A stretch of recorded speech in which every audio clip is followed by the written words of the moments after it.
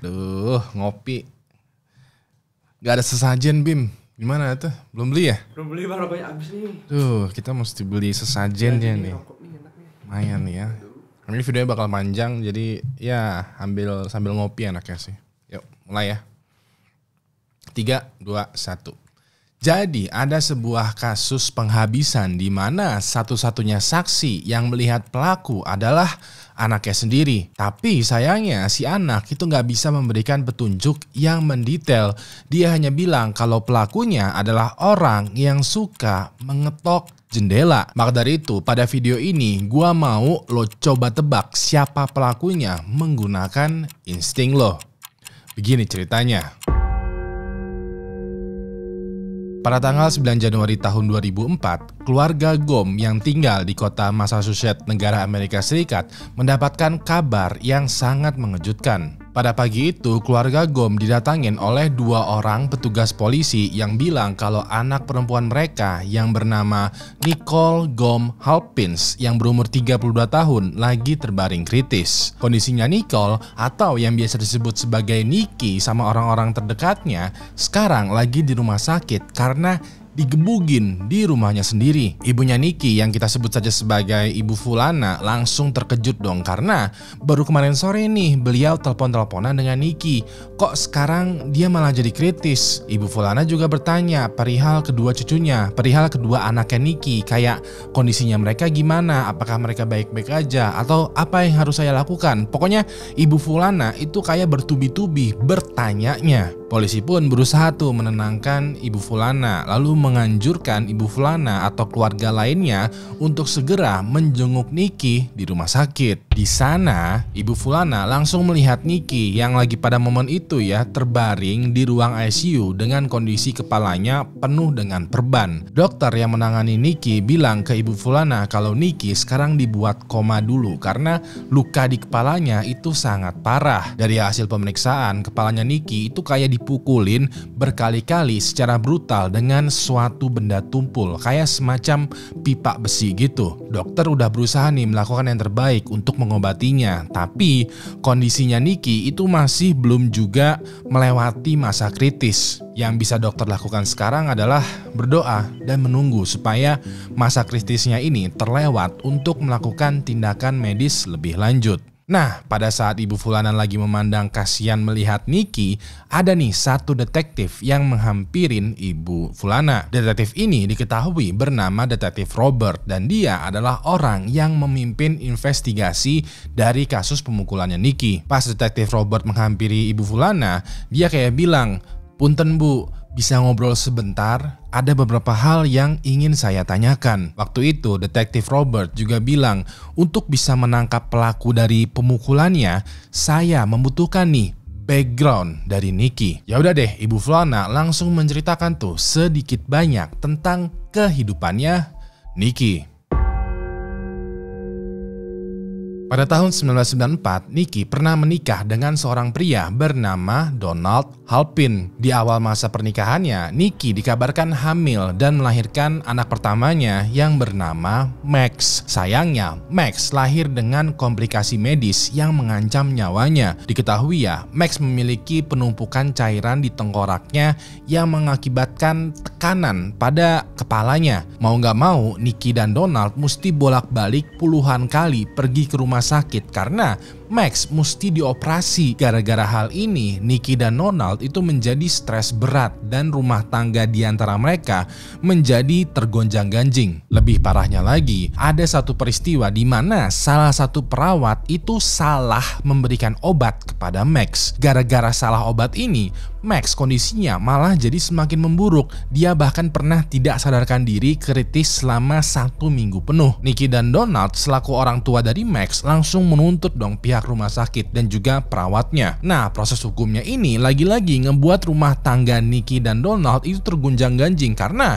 mereka mesti menyewa pengacara yang mahal dan juga biaya pengobatannya Max. Ditambah lagi, di masa yang sulit ini, Nikki ternyata hamil lagi dan baru aja melahirkan anak keduanya yang diberi nama Drew. Untungnya kondisinya Drew terbilang sehat dan baik-baik aja, tapi namanya juga bayi yang baru dilahirkan ya, mereka tuh butuh perhatian ekstra. Nah, karena cobaan rumah tangga Nikki dan Donald itu datang bertubi-tubi, mulai dari kesehatannya Max, tuntutan pihak rumah sakit, terus juga mengurus bayi Drew, hubungan mereka berdua semakin lama menjadi toksik. Gara-gara ini, Donald tuh mulai mengonsumsi alkohol secara berlebihan sebagai bentuk pelarian. Dan pas lagi mabok, Donald mulai melakukan KDRT kepada Nikki. Sampailah pada tahun 1998 di usia pernikahannya yang keempat, dikarenakan Nikki menyerah, dia akhirnya menggugat Donald untuk bercerai. Nah, proses persidangan Nikki dan Donald terbilang cukup alot karena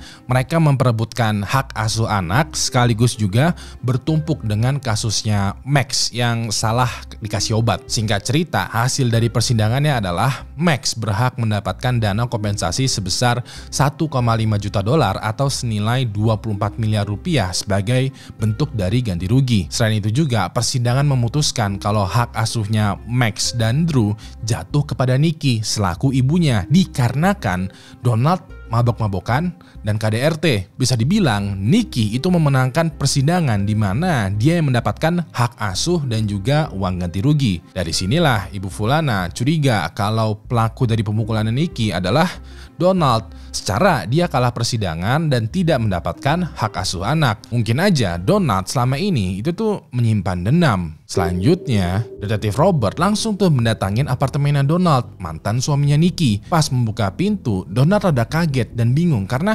tumben-tumbenan ada detektif berkunjung ke tempat tinggalnya. Donald nanya, "Ada apa ya Pak? Ada yang bisa saya bantu?" Detektif Robert menceritakan tuh perihal Nikki yang lagi kritis, sampai dipukulin dan udah jadi tugas dia nih untuk mengetahui siapa pelakunya. Donald langsung semakin kaget.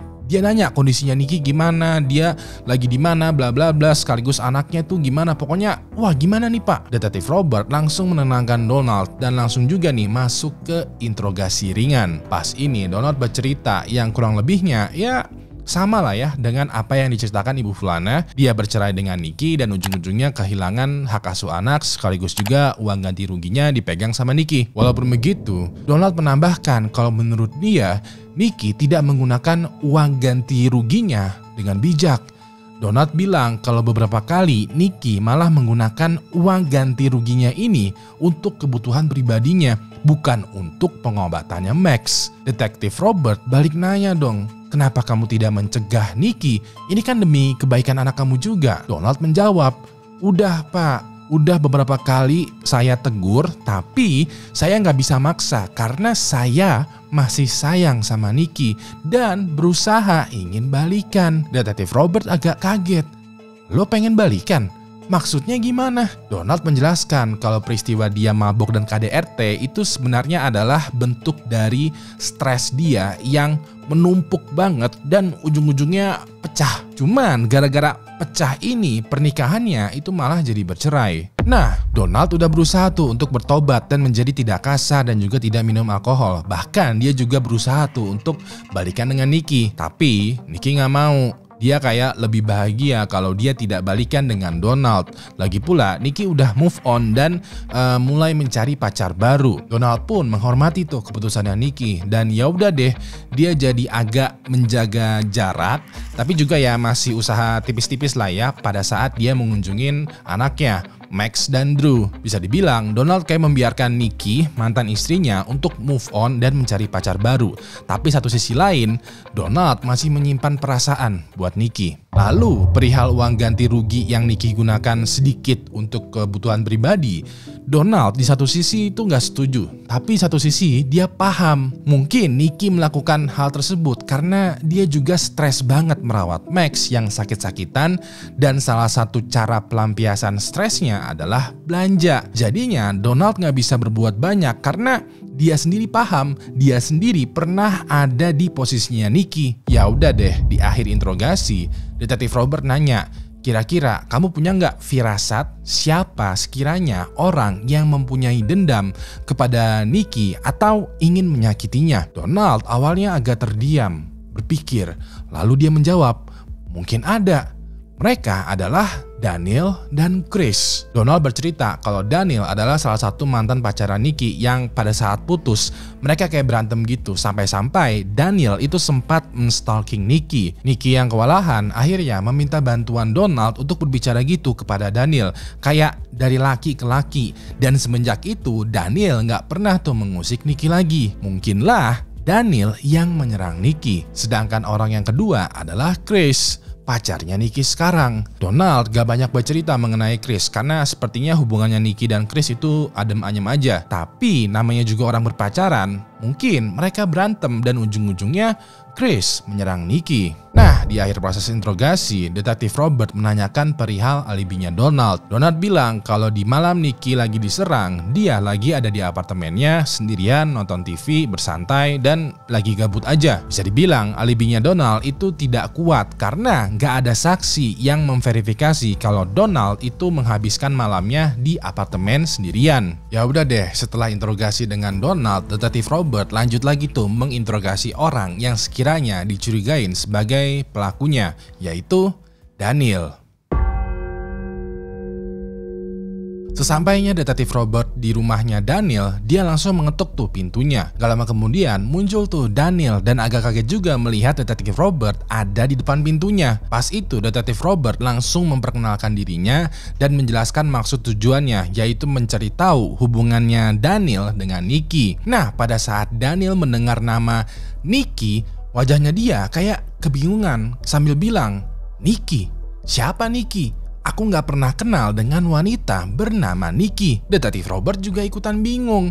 Dia lalu bertanya lebih detail, apakah benar kalau kamu adalah mantan pacar dari Nicole Gom Halpin? Wajahnya Daniel itu langsung ngeh nih, kalau Nicole dia langsung kenal karena selama ini dia memanggil Nikki dengan sebutan Nicole, nama aslinya, bukan nama panggilannya. Daniel juga membenarkan kalau dia adalah mantan pacarnya. Ya udah deh, Detektif Robert langsung tuh memulai proses investigasinya. Dia bilang kalau maksud tujuannya dia kesini adalah karena ingin mencari tahu siapa pelaku pemukulannya Nicole. Begitu Daniel tahu tentang kondisinya Nicole, dia langsung cemas, khawatir, bla bla bla, dan bersemangat tuh untuk membantu proses investigasi. Detektif Robert pun nanya, apakah benar kalau kamu sempat berantem dan juga menstalking Nicole pada saat putus? Daniel menjawab, dia mengaku kalau proses putusnya dia emang agak berantakan. Waktu itu alasan mereka putus pacaran adalah Nicole kayak meminta hubungan pacarannya ini upgrade ke pernikahan.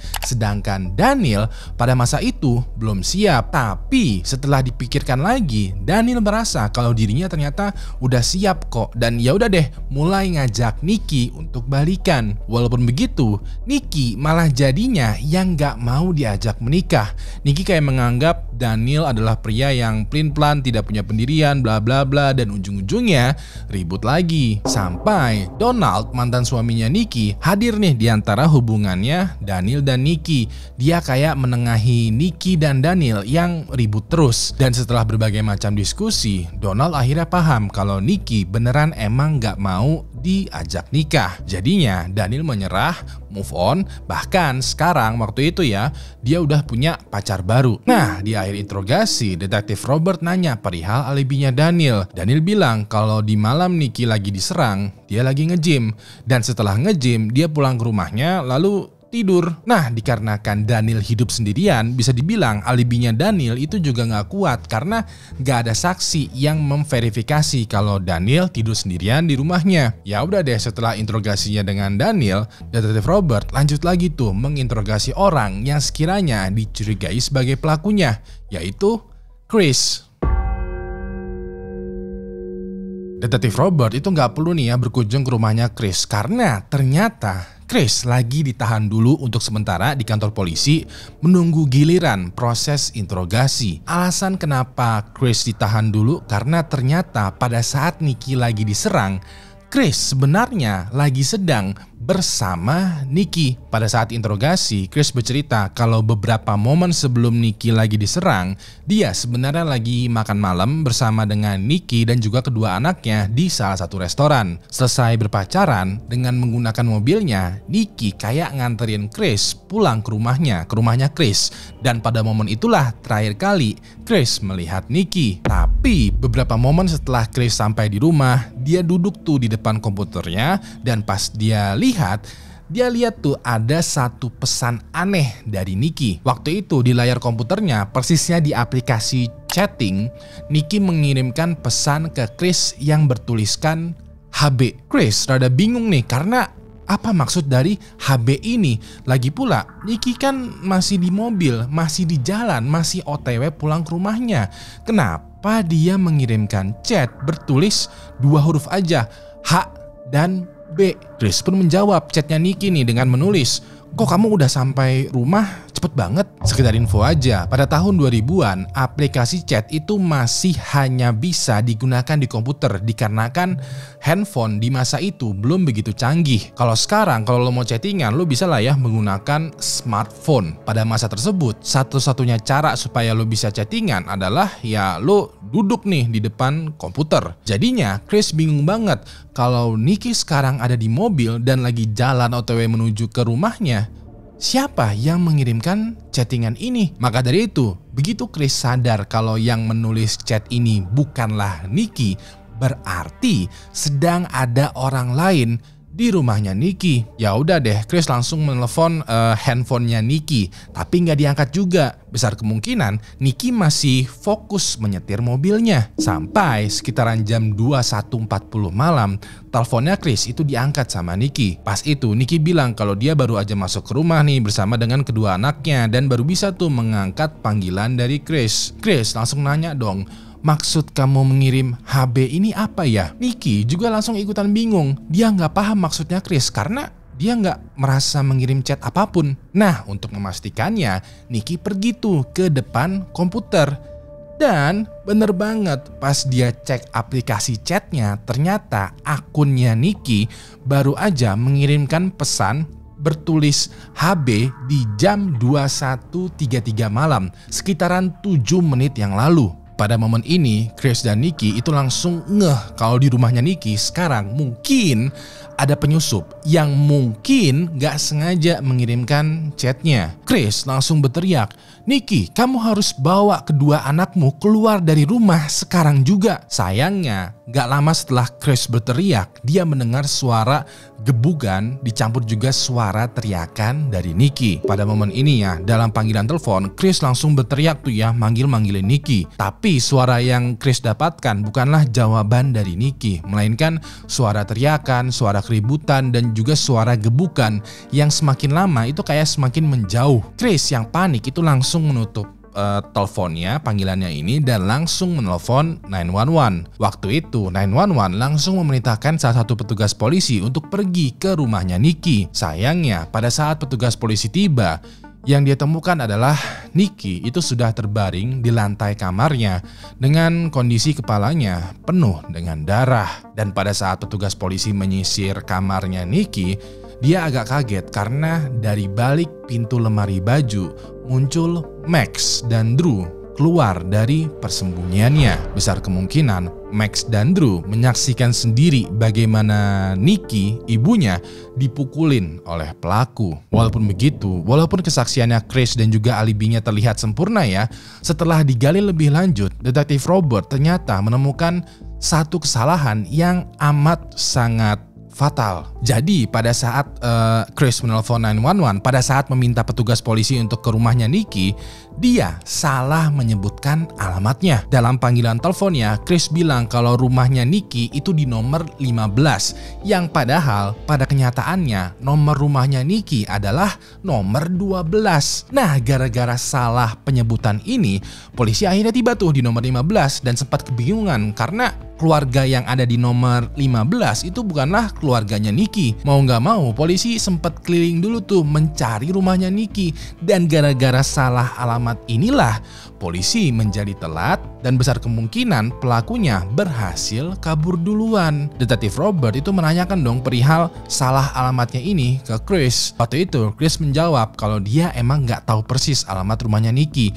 Yang dia tahu adalah bentuk rumahnya Nikki. Jadinya pada saat memberikan alamatnya Nikki, Chris kayak nebak-nebak gitu, kayak asal bunyilah nomor 15 karena Chris juga lagi panik. Ya udah deh, setelah interogasi dengan Chris, Detektif Robert lanjut lagi tuh menginterogasi orang yang sekiranya paling penting dari kasus pemukulannya Nikki, yaitu anaknya sendiri, Max dan Drew.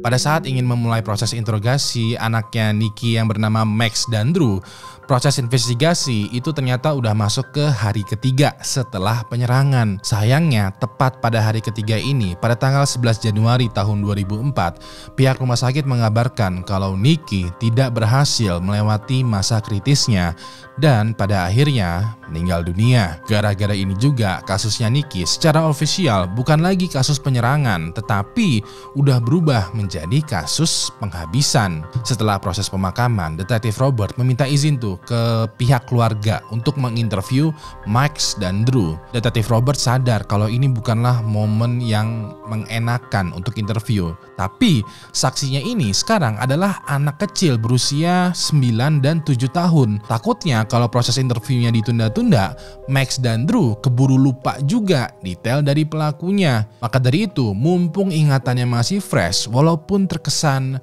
pahit atau kejam lah ya, Detektif Robert memulai interviewnya dengan Max dan Drew. Nah, pada saat proses interview, Max dan Drew didampingin tuh sama neneknya, ibunya Fulana ya. Pas ini Detektif Robert bertanya tuh kepada Max dan Drew, kayak apa yang kalian lihat pada saat kalian bersembunyi di dalam lemari? Max yang berusia 9 tahun di awal cerita yang gue bilang dia mengalami komplikasi medis itu cuman duduk diam dengan pandangan yang kosong. Dia sama sekali tidak responsif. Ibu Fulana menjelaskan kalau Max sejak kecil itu emang jarang banget berbicara. Sehari-harinya aja dia jarang ngomong, apalagi sekarang setelah melihat kejadian traumanya ini. Di sisi lain, Detektif Robert lalu mengalihkan perhatiannya ke Drew, anaknya Nikki yang berusia 7 tahun. Waktu itu Drew bercerita dengan menggunakan bahasa anak-anak, tapi gua translate lah ya ke bahasa sehari-hari supaya lo semua paham. Jadi pada malam itu Drew lagi duduk di ruang tamu mengerjakan buku matematikanya dan tiba-tiba aja Mommy berteriak dan berlari menghampiri Drew dan Max. Pas ini Mommy langsung menggendong Drew dan Max dan memasukkan mereka ke dalam lemari, menyuruh mereka berdua untuk diam dan bersembunyi. Dari dalam lemari, Drew bisa melihat kalau ada seorang pria berbadan tinggi pakai baju hitam dan juga topeng berwarna hitam sambil juga memegang tongkat panjang berkilau lagi mengejar Mami. Pas Mami ketangkep, pria ini langsung memukul Mami berkali-kali menggunakan tongkat panjangnya. Setelah itu pria ini langsung pergi dan Max bersama Drew itu stay aja di dalam lemari melihat ibunya sendiri kepalanya bersimbah darah. Gak lama kemudian setelah polisi masuk ke kamar, baru deh Max dan Drew keluar dari lemari. Mendengar kesaksian ini, Detektif Robert itu agak meringis hatinya karena Max dan Drew secara langsung melihat Nikki, ibunya sendiri, dipukulin sampai babak belur. Tapi di satu sisi lain, Detektif Robert juga agak sedikit kecewa karena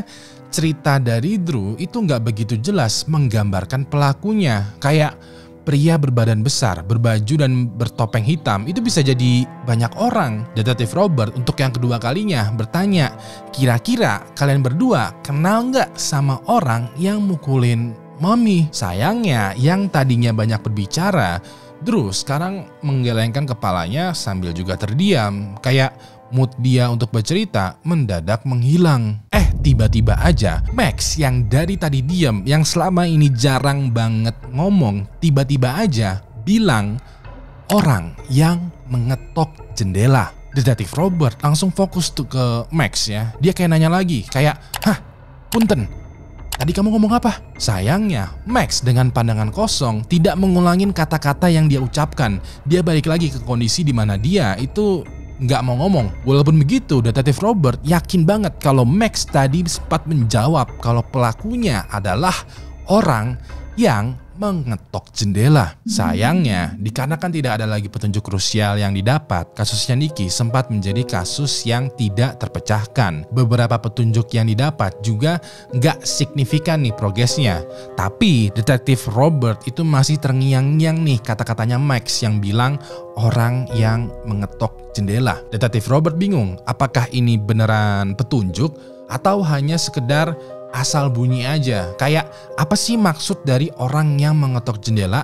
Apakah itu kiasan yang memiliki makna tersembunyi atau pelakunya adalah orang yang beneran mengetok jendela? Sampai pada tanggal 16 Februari tahun 2004, sekitaran 1 bulan setelah Nicky meninggal dunia, ada seorang asistennya detektif Robert yang kita sebut saja sebagai Fulano lagi mengarsip berkas-berkas kasusnya Nicky. Waktu itu Fulano kayak memeriksa ulang tuh seluruh bukti, petunjuk, rekaman telepon, rekaman panggilan 911, rekaman interogasi, dan juga informasi lainnya. Pokoknya semuanya Fulano periksa ulang. Nah, pas memeriksa rekaman teleponnya Chris dan Nicky, Fulano notice ada satu petunjuk penting yang sepertinya terlewat. Dalam kesaksiannya, Chris bilang kalau dia sempat mendengar langsung tuh momen ketika Nicky diserang. Fulano dengerin lagi tuh rekaman panggilan telepon ini. Dia edit-edit juga supaya satu petunjuk penting ini terlihat atau terdengar dengan jelas. Begitu dapat, Fulano langsung menghubungi detektif Robert karena dari satu rekaman ini ketahuan sudah siapa pelaku dari penghabisannya Nicky. Sekarang pertanyaannya, lo tahu nggak siapa pelakunya? Jadi sebelum gue melanjutkan cerita dan ngasih tahu siapa pelaku dari kasus penghabisannya Nicky, gue mau lo tebak dulu nih siapa pelaku yang sebenarnya. Pada kasus ini calon pelakunya itu ada 3. Pilihan yang pertama adalah Donald, mantan suami dari Nicky. Pilihan yang kedua adalah Daniel, mantan pacarnya Nicky. Lalu pilihan yang ketiga adalah Chris, pacar dari Nicky. Gua kasih lo waktu 5 detik untuk menebak menggunakan insting lo siapa sekiranya pelaku atau dalang dari kasus penghabisan ini. 5 detik dari sekarang dimulai.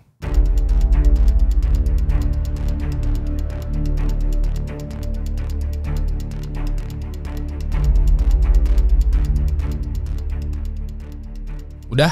Gue mau lo tahan betul jawaban lo karena berdasarkan kesaksian, investigasi, dan juga bukti-bukti, gue bakalan menceritakan sekiranya apa yang sebenarnya terjadi. Jadi, pada tanggal 8 Januari tahun 2004, sekitaran jam 21.30 malam, Nicky beserta dengan kedua anaknya dan juga Chris itu baru aja pulang dari sebuah restoran. Begitu Nicky sudah mengantarkan Chris sampai di rumahnya Chris, Nicky say goodbye dan OTW tuh menuju ke rumahnya sendiri. Di saat yang hampir bersamaan, pelaku ternyata udah ada di dalam rumahnya Nicky. Pelaku masih bisa masuk ke rumahnya Nicky karena dia masih punya akses ke rumahnya Nicky dan juga sebenarnya dia kenal dekat dengan Nicky. Di dalam rumah Nicky yang masih gelap, pelaku menggunakan senternya berjalan menuju ke ruang kerjanya Nicky, menyalakan komputernya dan muncul nih aplikasi chattingan secara otomatis. Pelaku sempat membaca tuh chattingan Nicky dengan Chris dan pas lagi duduk di depan komputer, pelaku nggak sengaja mengirimkan pesan bertulis HB ke Chris. Tanpa pelaku duga, Chris langsung menjawab, "Kok kamu cepet banget sampai rumahnya?" Dari sini pelaku sadar kalau Nicky sekarang lagi OTW menuju ke rumahnya sendiri. Maka dari itu pelaku dengan cepat langsung jalan ke ruangan lain dan bersembunyi. Dan bener banget, gak lama kemudian Nicky beserta dengan anak-anaknya datang nih sampai ke rumah. Pelaku sempat tuh mendengar percakapan Nicky dan anak-anaknya sekaligus juga melihat kalau Nicky masuk ke rumah sambil menelpon Chris. Sambil memegang telepon, pelaku melihat Nicky jalan menuju ke ruang kerjanya dan baru sadar juga kalau aplikasi chatnya ini baru aja mengirimkan pesan sekitaran 7 menit yang lalu. Nicky tadinya mau menggendong anak-anaknya itu keluar rumah, tapi di saat yang bersamaan juga Nicky ngeliat kalau pelaku sekarang menampakkan dirinya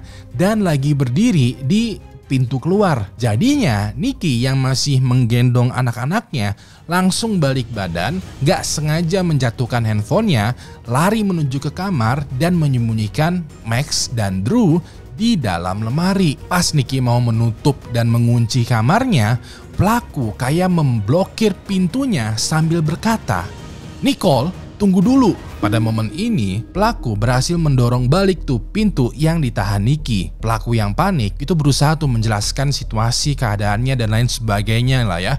Tapi Nicky nggak mau tenang, dia malah kayak mengusir pelaku, menyuruh dia untuk keluar dari rumahnya sekarang juga. Nah, ujung dari keributan adu bacot ini adalah pelaku langsung memukul kepalanya Nicky menggunakan senter yang gede banget sampai Nicky terjatuh. Pada saat masih terkapar di lantai juga, pelaku yang emosian itu masih aja terus tuh memukul kepalanya Nicky hingga berdarah banyak banget. Setelah pelaku sadar kalau dia telah memukul kepalanya Nicky sampai babak belur, pelaku mengambil nafas ya dan langsung buru-buru kabur. Yang pelaku tidak sadari adalah di balik lemari baju yang ada di kamarnya Nicky itu ada Max dan Drew yang melihat seluruh aksi pelaku. Nah, kalau lo belum notice, pelaku dari kasus pemukulan dan juga penghabisan Nicky adalah Daniel, mantan pacarnya Nicky. Daniel langsung ditetapkan sebagai pelaku karena pada saat dia berteriak,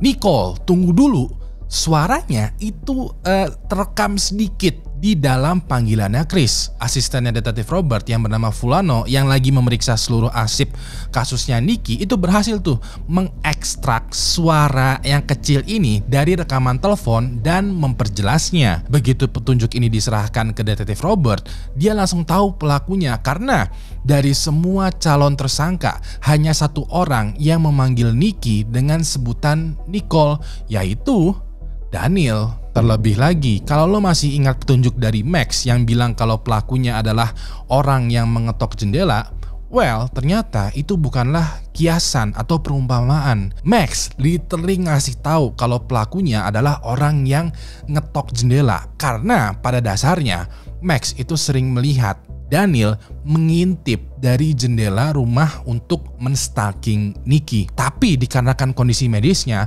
Max tidak berbicara perihal apa yang dia lihat ini kepada Nicky. Walaupun begitu, pada saat di interview detektif Robert, pada saat momen yang krusial, Max akhirnya berbicara dan bilang kalau pelakunya adalah orang yang mengetok jendela, alias Daniel. Atas perbuatannya, Daniel dihukum penjara selama 25 tahun dan dia kemungkinan bebas di tahun 2028. Emang ya, mantan sebaiknya itu dijaga jaraknya. Jangan pernah mendekat atau dideketin lagi deh.